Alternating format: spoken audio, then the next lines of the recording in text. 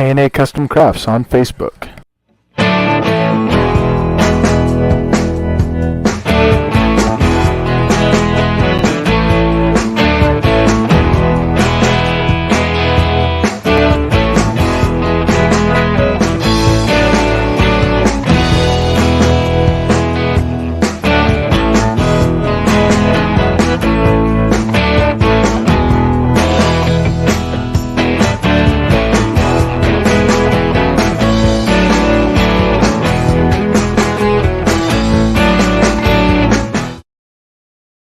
Suzanne's Paparazzi Jewelry, 24/7 shopping available.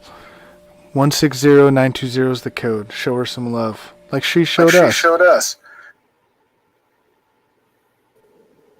Hello and welcome to Sunday's edition of Sports Minute, brought to you by Coast to Coast Entertainment Network. I am Big B.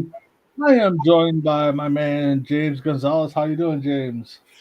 I'm good. I'm starting to get my voice back and my senses back, and I'm just happy to be here to get into these topics. We got the sports equinox going on with 4 major sports leagues going on at the same time here, so it's a very exciting time if you like sports. Yeah, that is the one thing with October. It is all about the sports, and for at least a couple weeks, they all go on together. So James, what about? Well, let's kick off football right now. I know your Raiders aren't doing so hot. So, what do you got? Well, they're 2-4 now. They defeated the Houston Texans 38-20 in Las Vegas. Houston gave them a game. It was tied at 10 at the half, and then the Raiders, after the third quarter, kind of pulled away. Josh Jacobs ran for 3 touchdowns. He's, of course, a free agent, so he's looking for the bag there. The defense definitely did a good job after a while. Duron Hammond was able to take an intercepted pass 73 yards for a touchdown, so that was awesome to see because the Raider defense at so many times just loses a lot of games. And I'm not just saying this because I'm a Raider fan. The Raiders easily could be undefeated, but those games that they won last year in the final, quarter, minutes, seconds, whatever, they haven't won this year. Their 2 wins have come against, Denver, who's struggling at 2-5, I believe, and then you have the Houston Texans at 1-4-1. So lucky to get just those 2 wins, but nothing is ever easy, of course. Like I always mention about the Raiders, and when they do win, it's always a mixed bag of stuff, honestly. Yeah, I mean, we felt it with the Vikings last year, losing, very close games. This year, they're off to 5-1 start. They still aren't playing that well. I mean, a win's a win. I get ripped every time I say the Vikings didn't deserve the win, and everybody's like, well, it's a win. It's like, yeah, but we can't keep, if we're a playoff contending team, we can't keep winning these close games or letting the team come back like we did with the Bears when we were up. I think it was like 21-3, and we won. I think it was like 28-25 or something like that. Some weird score. So, but there's been some big moves. I mean, the CF team went to San Fran. The Bears traded one of their stud defensive ends to Philly, made them better. What do you think of those 2 moves right now? Well, I know losing Robert Quinn was unfortunate for Roquan Smith. Yep. Remember the press conference today where he was in tears. Yep. I think he feels like definitely that he wishes that he was traded out of Chicago. But I think Robert Quinn, wherever he's gone, LA, I'm trying to remember before, but he's always been a serviceable defensive end and a quick one when he was younger, of course. Man, this only adds to Philadelphia's great defense, and it takes them over the top. When you talk about their division, when you look at the conference, everybody's kind of mid or really bad or you're the Eagles, you're the Vikings, you're the Giants, and that's about it. Um, there was one trade I had to, or one trade that wasn't made, and it was Elijah Moore. Uh, he's been a no-show for the Jets, and they really need him. He's a wide receiver that he wants to contribute, but he gets social media kind of in his way, and just the way that things are now. But the Jets did make a good move. They were able to acquire James Robinson for not much. It could be it's a 6th-round pick that could be a 5th-round pick from the Jaguars. They didn't use them. They were going to Etienne Jr., the running back there, and they just left Robinson in the dust. He's made a couple great running touchdowns this year. And the loss of Breece Hall is really bad for the Jets. He was their main focal point on offense, and it was so unfortunate to see Hall get injured. It was just horrible to see, but that's not a bad replacement, especially someone hungry to play. That was probably, I think, the best trade when you think about a need. Because let's think about this. The 49ers, they didn't really need Christian McCaffrey. They could pick up anyone in the running back game. They could pick up anyone. They picked, obviously, someone who is a threat, but he's also injury prone, as we all know with Christian McCaffrey. Mm-hmm. I'm not wishing it, but it just seems like, he does well, and then he just gets hurt for a while, and then you don't see him. And the 49ers, what they gave up for him to the Panthers, all those draft picks that could be really good sometime in the near future. No first rounders, but those second round, second round for a couple of years, those could be really good. So the Panthers may win that trade in the long term, but I think the 49ers are going with the Rams philosophy with saying forget those picks and we're going for it all. We didn't get to see much of Christian McCaffrey this week, and that's explainable. He just got there. So they're facing the Rams, and that's going to be fun seeing Christian McCaffrey play against the Rams and seeing how he fits with Deebo Samuel. Jimmy G's got to play better. So there wasn't many other trades except the ones we mentioned, but I really like the Jets trade for Robinson. That was really good. Yeah, that was a good one. The McCaffrey trade, I think, if he stays healthy and he's 90 to 100%, I mean, he's definitely one of the best backs in the league. You get him at 70, 80%, he's probably top 10.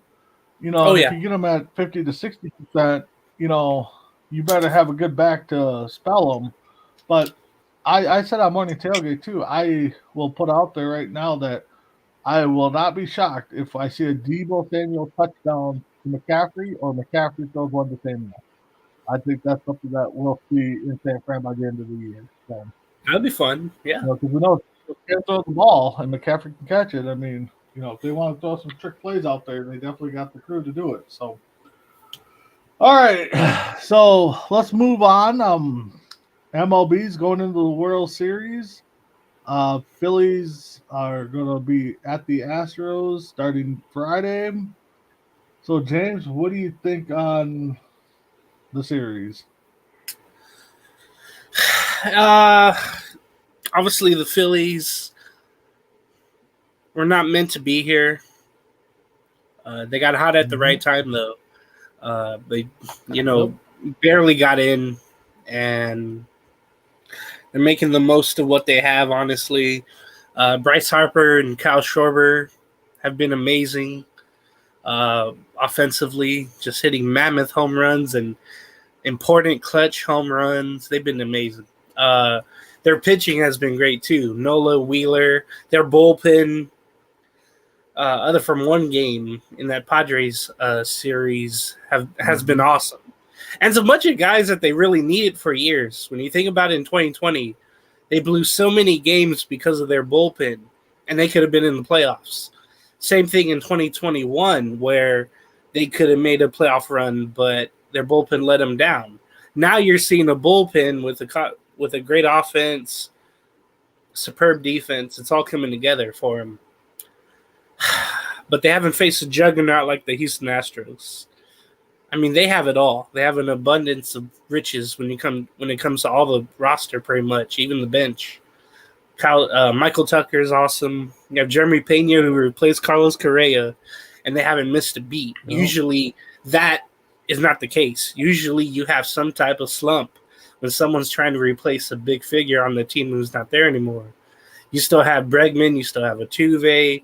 Yordan Alvarez had a bad series against New York, but he can catch fire anytime if you make a mistake down in the home plate. With all that being said, they have the great pitching as well with the bullpen and starting. Verlander's going to be the AL Cy Young Award winner. Valdez has been awesome, throwing some bullpen pieces like I mentioned. I think the Astros win in 5. If there's any dramatics, maybe a game 6. But I'm going to say Astros, they've been great all year long. Well, they didn't start out great, but they found the remedy. They found everything. And you've seen them. They swept the Yankees, even with all that time off, in the wild card series. Everybody was complaining about that. The Yankees were, the Dodgers were. The Astros didn't complain at all. They just went out there and whooped tail, So if you're sweeping the Yankees, who are supposed to be superior in everything, I don't care how bad Judge is doing. They're supposed to have everything. The Yankees went, cold right away. And then in New York, Houston just ran them over. Even, when the Yankees tried to give them a game in Game 4, that didn't happen. The Astros came back and said, we know who we are. I think Dusty Baker finally gets his ring as a manager, and I'm really hoping for that. But it would be a nice story if Bryce Harper gets his first. I mean, think about it, could be his only chance, depending on how his career goes. But I'm going to go with Astros in 5. No, that's a good take. I'm torn. I'm not been the biggest Bryce Harper fan. Talent wise, the kid's got it. I mean, don't get me wrong, and maybe it's jealousy because I never had that talent. I don't know. Maybe it could be the attitude he had since day one. Everybody hyped him up. I don't know. I don't know. I don't know, something to get. I mean, if he wins it, he wins it. Great for Philly. I mean, mid-season or early they fired Girardi. I mean, they turned things around. They got into the playoffs. They got hot at the right time. Astros, on the other hand, like you said, they haven't skipped a beat. They lost Correa, filled it in perfectly with Perez, who I think was playoff MVP last series. Verlander looks like the old Verlander. I mean, part of me, I don't think it's going to be a sweep, but for C2C reasons, On Deck is on Tuesday. That would be Game 4. So I would love it for it to be a sweep broadcast championship game, But I don't think it's going to be a sweep. I think we're looking at 6 at minimum. I think 7 would be, a good series. But I'll go Astros at 6. Like I said, 5 probably. You're probably right there, but both teams are hot right now, so I could see. I hope we get a couple extra inning games. I hope we get dramatic, walk off at least once at each ballpark. I think would be huge. I hope we get a matchup. So I don't know how much of the series I'm going to watch, but I'm going to do my best to watch some of it because, So moving on, well, let's just stick to baseball a little bit. What do you think your Anaheimers are going to do this offseason? Well, there's still a lot of holes they got to fill. I mean, some of them are filled, but they're not so good. And there could be replacements. You can always make adjustments. They need starting pitching. They need more bullpen help. The interesting thing is, with the ownership change coming up, when the sale will be made and when they can make things happen. That's the problem. We do know Shohei Ohtani will be there one more season. They avoided arbitration, which is always a messy situation. But the Angels knew, okay, you're worth what you're going to make here, what they want you to make. You pitch and hit. You're the only one who does that. Yeah, you're the guy for this season coming up, next season, I should say. The coaching staff obviously has changed slightly. They had 2 hitting coaches last year, Paul Sereno and Jeremy Reed, 2 former hitters back in the day. Paul Sereno, I think, had more success probably than Reed. He was a power hit. Paul was a power hitter and all that, but that didn't really translate. It seemed like, I was watching this team intently, of course, and it just seemed like they weren't really working with the batters. It seemed like other teams had a step ahead working with just one coach. So they got rid of one hitting coach, Reed, and an assistant hitting coach. So actually they have 3 hitting coaches, and none of them did their job well at all. And that was really frustrating. So I want them to get someone in here that will do well. Also, third base coach Mike Gallego is gone, the former A. But I think starting pitching, bullpen, figuring out what they're going to do with Anthony Rendon. He has so much money and years left on his contract that's becoming putrid. I don't think they're going to make any big splashes. Maybe a trade or 2 that might surprise everyone. Either trading Walsh or their first baseman there, or some of their outfielders, Ward or Adele. Maybe just for younger talent, or maybe some of their minor league shortstops they might trade to get better, faster, so they can give Trout and Ohtani an opportunity for a postseason run next season. But it just seems to me they won't do a lot, Big B. Okay. So, are you 100% sure Ohtani and Trout will both be on the opening day roster? Bar an injury. Yeah, I think, excuse me, this year? Yeah, definitely. I don't think they're going to make any drastic franchise-altering. Well, it can only get better from the bottom. From where we are now, it can only get better. And I think if you trade Trout, it shows that you're kind of giving up in a way. And you can't in this market of Southern California. The Dodgers are great. The Padres are great. Mm-hmm. And Anaheim's right in the middle, just quiet, dark. So you don't want to get rid of Ohtani.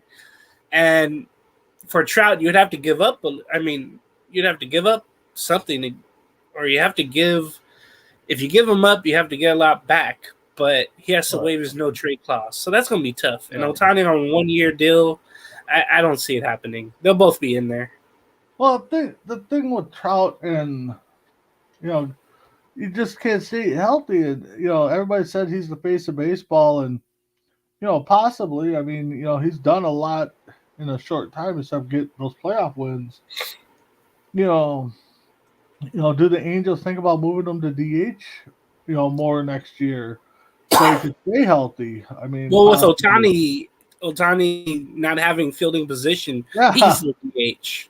So that gets in the way of that. Yeah, exactly. So you got that cluster right there. So but if anything, moving to right field or right, left field, I can do that. Yeah. But not yet. I hope the Angels do turn it around, because I'm not an Angels fan, but to see those 2 talents just not get a chance to sniff the World Series, that's the national perception of the Angels. Hey, you're wasting those 2 guys, who should be somewhere else winning for the major markets, other major markets. Well, it's not by the way, market. They could have gone to Tampa. They could go to Atlanta. They could go to, Philly, the Padres. I mean, it doesn't That's have to be a major market. Everybody throws in the major markets. Yeah, they got the money. I mean, don't get me wrong, but I mean, I just saw a post today. Somebody posted the Dodgers lineup next year has Betts, Freeman, Trout, Judge, Ohtani, and it's just like, dude, really? I mean, what are you going to spend, $8 billion for on a lineup? I mean, I know it's fantasy world, and we want to play the show all the time with our lineup, mhm. but it ain't going to happen. I mean, yeah, the Dodgers could do it. Don't get me wrong; they could go out, just like the Yankees, but They have the so minor league talent to trade for all those yeah, guys, but you don't want to ruin um, your farm system yeah. just for one, 2 or 3 Well, and chances. and that's the thing is, I mean, we see it in the NFL now. Everybody's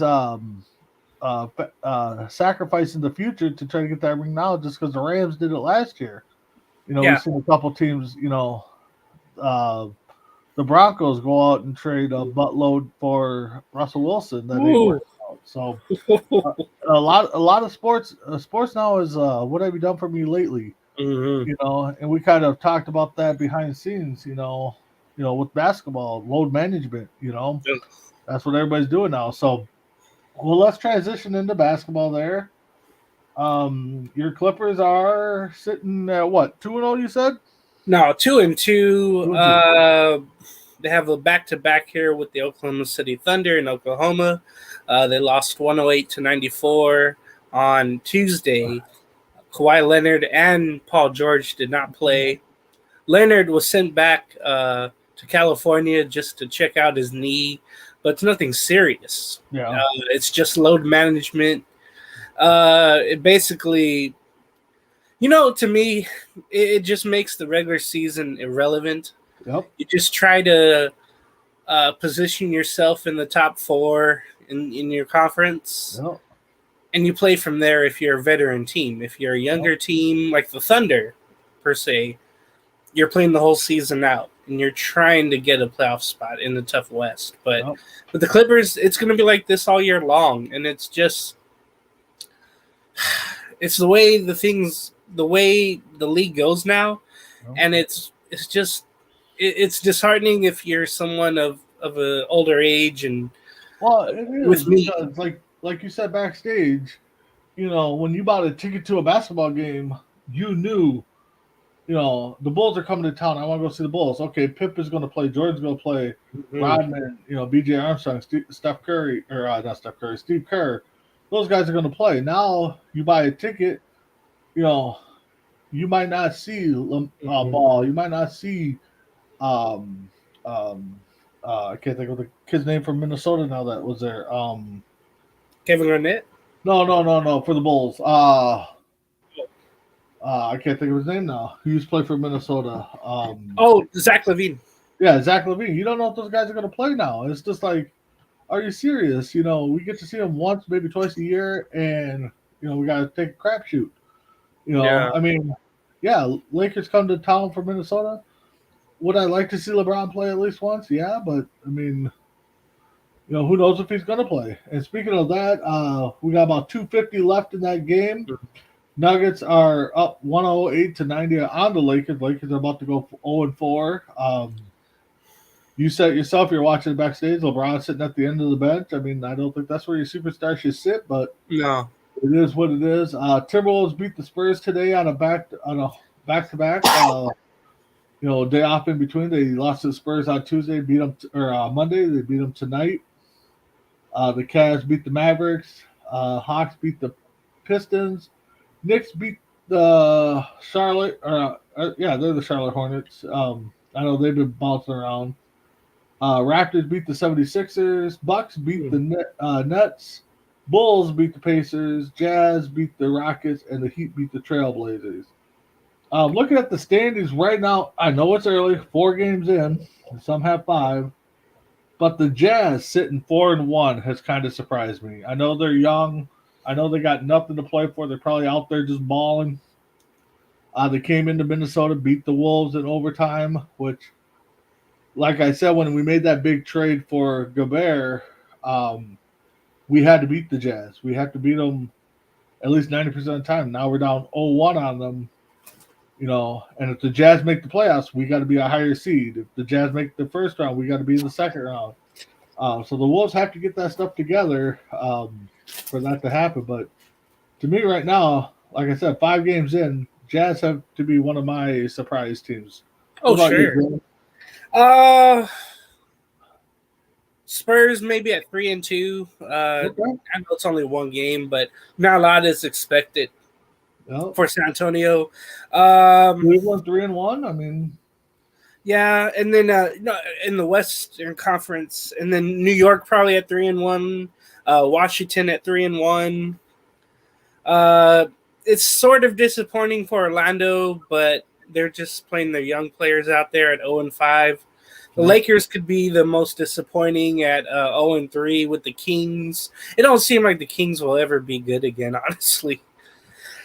Excuse me. I don't think the Lakers are going to be good either because they're back, they're listening to LeBron. I mean, just imagine, was it 4 or 5 years after LeBron retires, or if he does sooner, you have Anthony Davis, and then you traded all those picks away, and you're kind of stuck with who you have.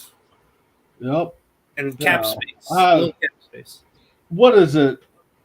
Next draft? Is that when Bronny gets to come out, 2023? Who does? Is that when he's eligible? Because that's what I really do think LeBron's holding on to play with this. Yeah. And more power to him if he is. I mean, great. I mean, but you got to go to the bench. I think. I mean, I hate to say that, and I'll probably get ripped, but let's see here. But it's early. I know the Lakers aren't going to lose every game. But I mean, some of us hope that he does, but anyway, it's a thing where I don't know. Nobody wants Russell Westbrook, and they can't get rid of him. And I know everybody wants to get rid of him. It's almost like the Russell Wilson, almost like that, where you're just stuck with him for 1 or 2 years. Russell, Wilson, 7 years though. So James is expected to make himself eligible in the 2024 draft. Yeah, that's what I thought. Which will be 1 year after his college or his high school year. He's expected to spend 2023 in college, the G League, or Australia. So, and that's a good thing the NBA did, where they're allowing players to play in the G League for 1 year instead of going overseas, and then 1 year in college and taking up a spot there. I mean, yeah, and then being able to go right into the draft the following season. I really like that instead of having to go to college for 1 year and just wasting your time. I'd rather you go to college for 2 years, but they're not going to allow high schoolers anymore, basically. So, but that's a good thing I think the NBA did. Yeah. So right now, he's projected to be the 35th overall prospect in that draft. So you're looking at early second round, So, all right. So, went to basketball. Hockey's just starting up. I mean, like we said, this is like for 2 weeks we got every sport possible playing. So, James, I know we're not much of a hockey guy. My Wild kind of struggled to start off. I know they won yesterday, I think it was. Yeah, 2-3. Their record right now is sitting at 2-3. 2-3 with 1 overtime loss. I still don't figure out, you lose. But, I hope for the Wild to get it there. I know they made some off-season moves, just, kind of struggling, which is funny because the Wild seem to be, when they start hot, they falter off, and now they're starting off slow. So maybe they'll go into the playoffs hot. That's how the Ducks were. Yeah, which team do you kind of follow if you kind of been on a hockey game, or? Well, The Kings and the Ducks, because they're local, and of course the San Diego Gulls, who of course Colin McClurg PAs for. So I follow them from there. Golden Knights in Las Vegas, of course, and part of me wants the Seattle Kraken to do well. They're sitting at 3-3-2 right now. The hope is that they somehow make it in. I think that would be great. But the Ducks, they're starting off bad. They started off well last year and then really dropped off once the calendar changed years. So the Kraken being 3-3-2, I think that excuse me, that's probably a big surprise. The Stars, I don't know if they got a mix of young players out there, so it's kind of a surprise being 4-2-1. But again, we're just starting.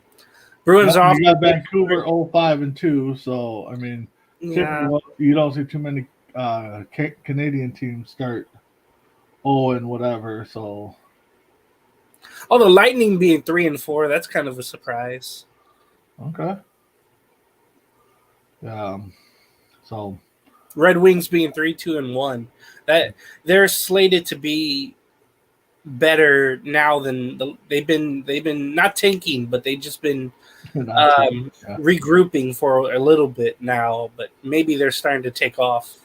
And one thing for me, I know a lot of people, he tanked and they're tanking to get such and such pick.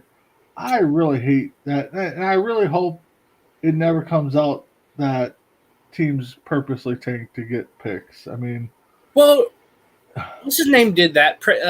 Not Sam Presti, but for the Sixers, they literally said they were going to do it, and they did it for 5 years in order to get Embiid and Simmons. They tanked for a whole 5 years to do it, and that was the plan the whole time.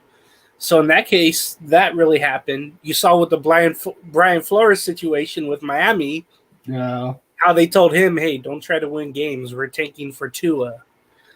So it does happen. They were trying to get, I don't know. I just it just bugs me that you want to play on purposely bad to get but so James, what else we got there in the sports market? Let's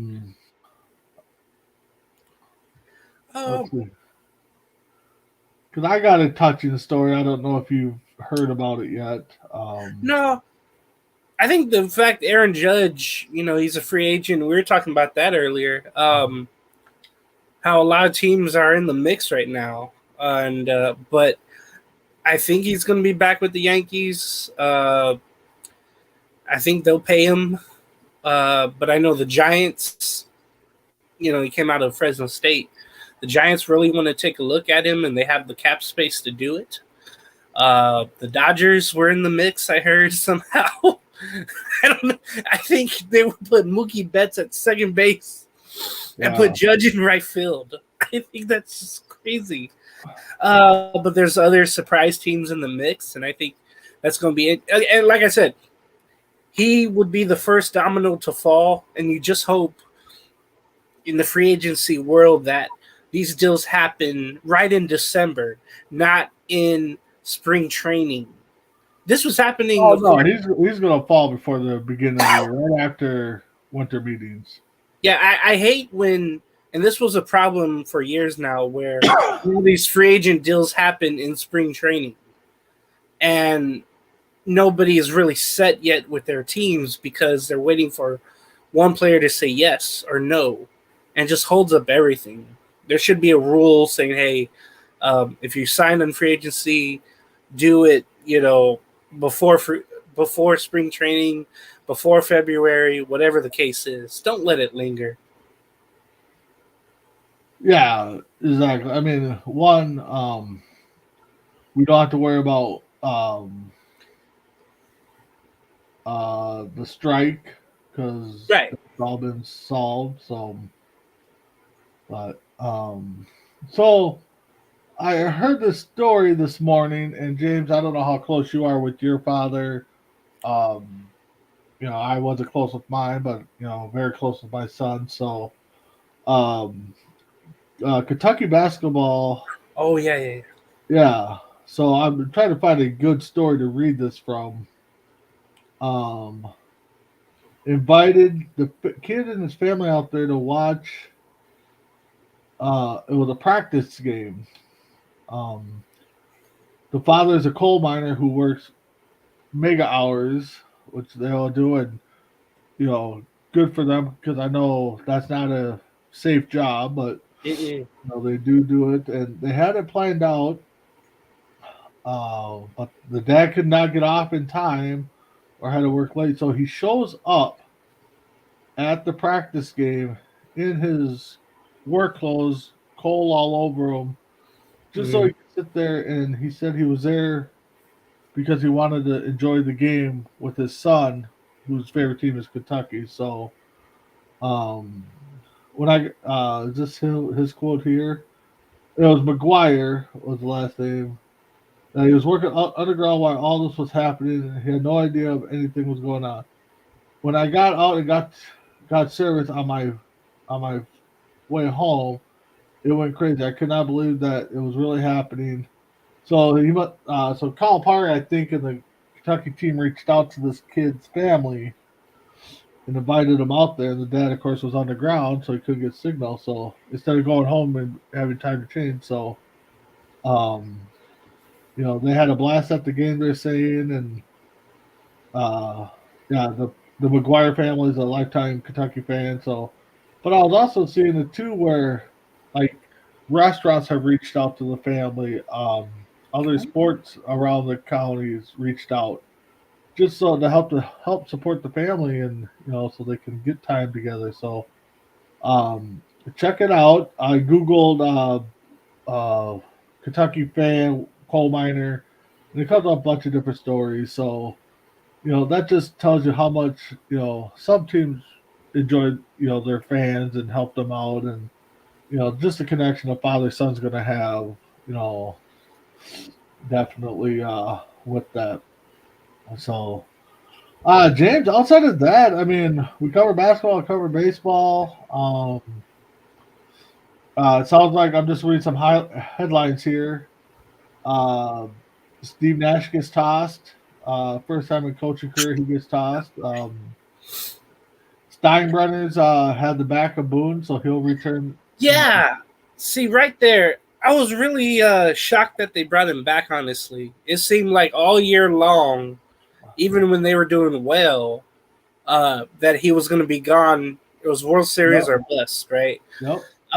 Maybe they don't do what George did back in the day, where it was World Series or bust. Maybe I know things have kind of changed over the years. The way things are done.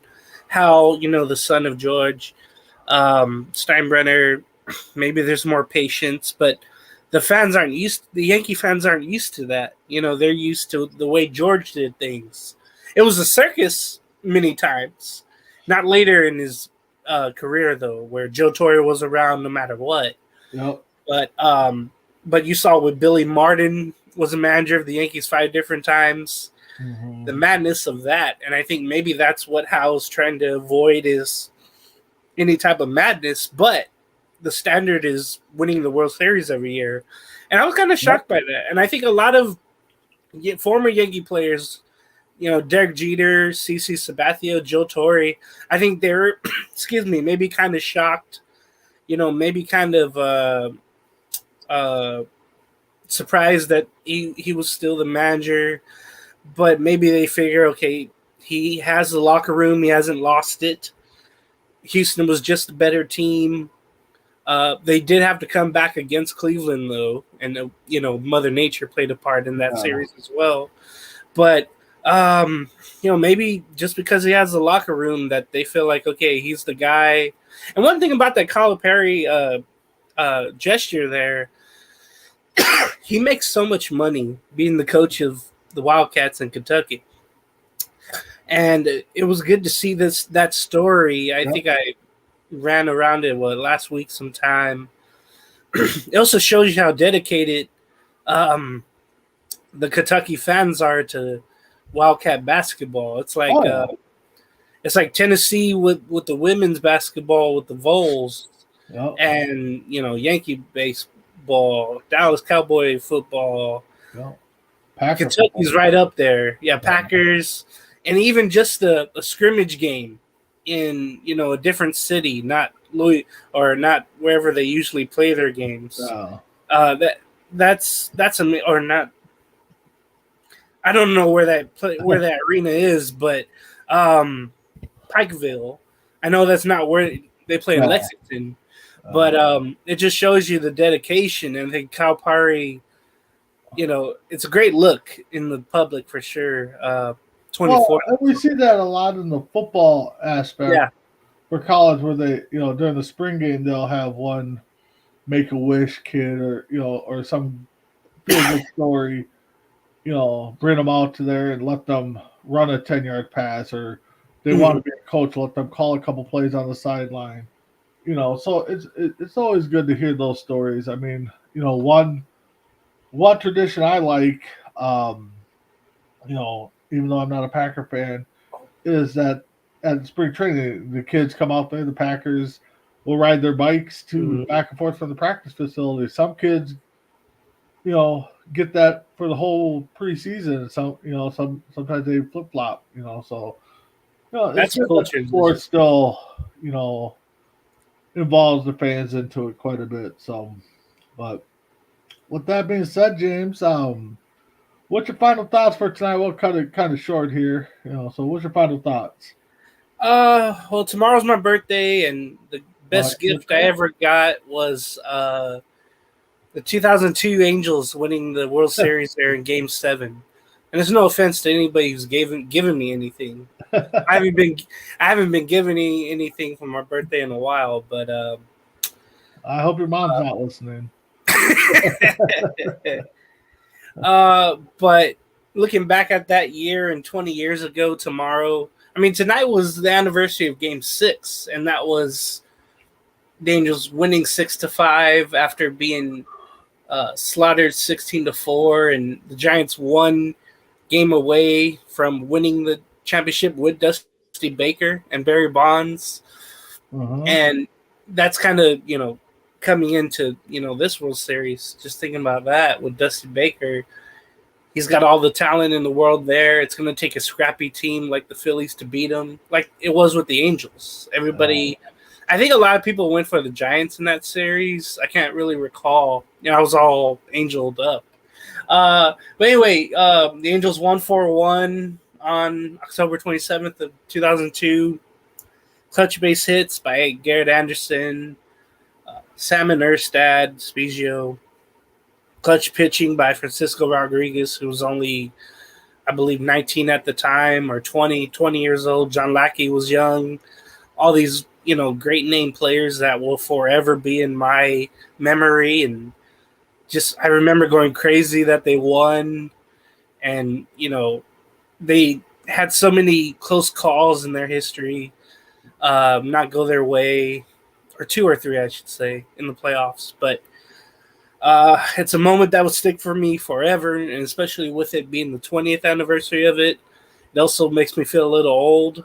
I might go by the ballpark tomorrow and take some photos and maybe buy some merch, but it just shows you how long it's been. The Angels suck now and have been for the last 7 years. And all I have is that memory from 20 years ago, and then the division championships after that, and then not much since. So it means a lot, and especially that they won on my birthday is amazing. And then the fact that they're starting the World Series the day after my birthday this year just makes me hate how everything has gone with MLB. Yeah. They had to add the wild card in and the extra series, the extra days off. Yep. And it takes away from all these World Series, almost 20 years ago that ended on my birthday. When I think about it, the Cardinals, the White Sox, the Red Sox broke their curse on my birthday. Yep. Florida Marlins won on my birthday, I think. I'm trying to remember who else won on my birthday, I think that was it. And the Angels. And it's just amazing to think, like, how time has gone by and how things have changed ever since the Angels won. So tomorrow's going to be a real special day, and I'm hoping to do something out of it. Yep. 91. Puckett had that leaping catch in Game 6, and then hit the game-winning home run to force Game 7. A lot of things happen in World Series history. Now it's, now you gotta wait till the end of first week in November. Just reading some of the other ones. 95, Hershiser allowed 2 earned runs in 8 innings to help them to give the Indians. Okay. And then I think it was a couple days ago, I think it was Joe Carter's big home run for the Blue Jays, I think. So lot happening this week in baseball history. So yeah. With that being said, please keep checking out Coast to Coast Entertainment Network. We got a lot of great shows coming up. Something for everybody. November 1st, myself and Tim Hendricks will be doing a new show. Rank 'em. We got a different topic. We're going to have 3 or 4 different lists pertaining to that topic or some kind of variation. Top 5, maybe top 10 if we can't think of something. So check that out. That'll be 9 o'clock Central Time morning, a.m.